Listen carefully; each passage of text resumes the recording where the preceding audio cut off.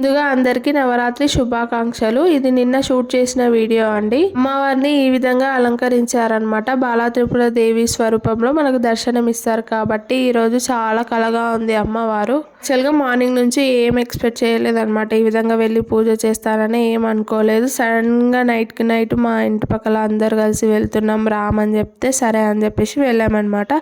ఈ విధంగా అందరం ఒకే శారీస్ కట్టుకొని వెళ్ళి పూజ చేయడం చాలా మంచిగా అనిపించింది. అమ్మవారి పూజ కుమార్చన కూడా చేయించారు. చాలా మంచిగా జరిగింది పూజ మొత్తం. పూజ అయిన తర్వాత అమ్మవారికి ఈ విధంగా ధూపం వేశారనమాట.